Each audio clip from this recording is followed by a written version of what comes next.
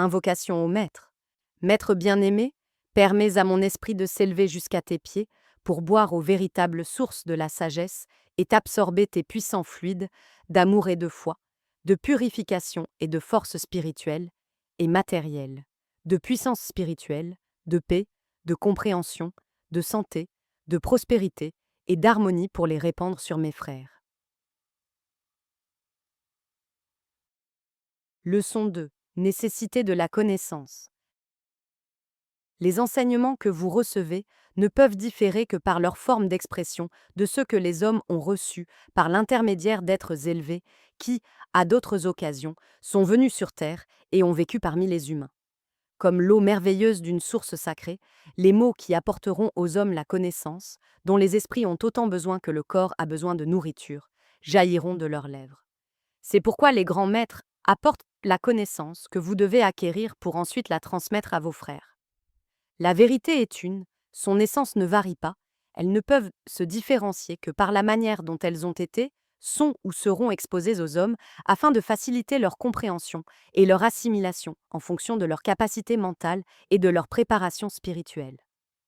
Les hommes ont interprété les enseignements en se basant sur leur forme d'expression, ce qui les a séparés en doctrines apparemment différentes, voire antagonistes, qui les maintiennent encore aujourd'hui divisés, car l'aspect spirituel est celui qui peut le plus facilement unir ou séparer les hommes lorsqu'ils croient avoir trouvé la vérité dans une doctrine déterminée.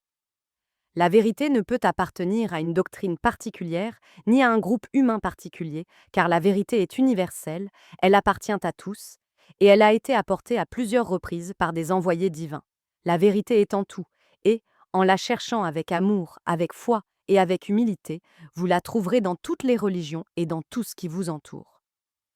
Les enseignements spirituels, s'ils étaient acquis et conservés uniquement au sein d'un groupe, sans action sur le reste de l'humanité, n'auraient aucun sens. Les maîtres ne donneront jamais d'enseignement dans ce seul but. Un maître ne se chargera jamais d'enseigner si ce n'est pour que ses enseignements soient transmis et profitent au reste de l'humanité, dans le présent ou dans le futur. Car le travail des maîtres a toujours une répercussion universelle. Tout ce que vous recevez n'est pas pour vous seul, mais pour que vous le donniez, en parole, et maintenant que vous devez apporter la lumière aux intellects et le bien à tous les êtres. Vous êtes impatient d'agir, vous êtes impatient d'apporter le bien aux autres, mais le besoin le plus impérieux est la connaissance et son assimilation.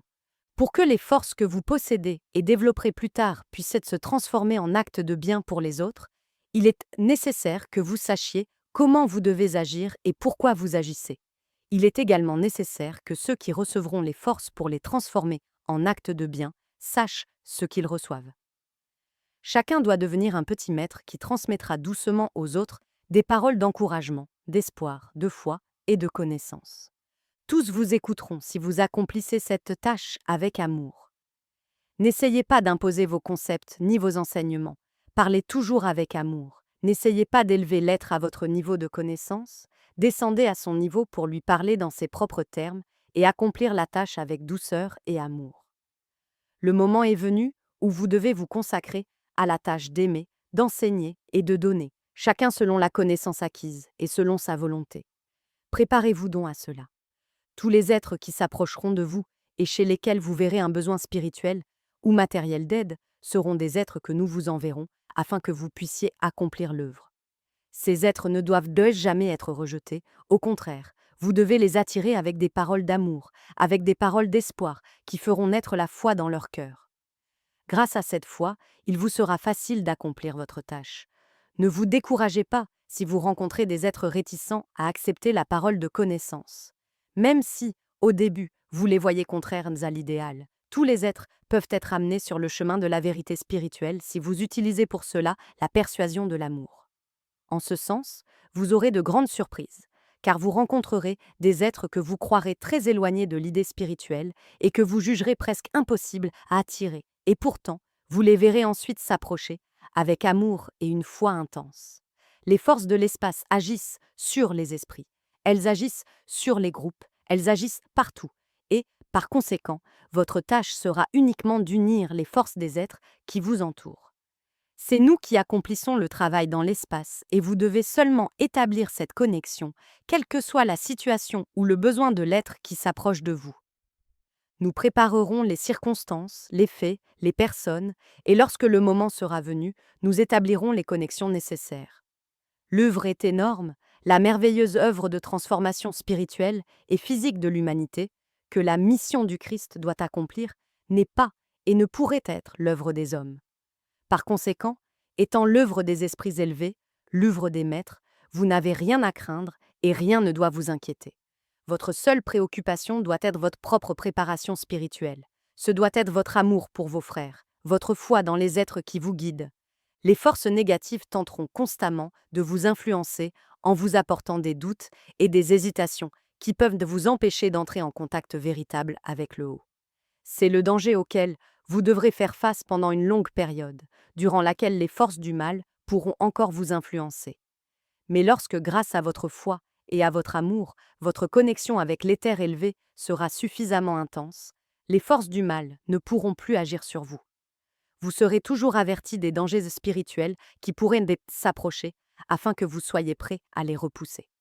Si vous gardez votre foi et votre amour, rien ne pourra vous nuire spirituellement ou matériellement. La mission du Maître est soutenue sur Terre par des milliers d'êtres et il était nécessaire qu'ils soient toujours en parfait état pour y travailler.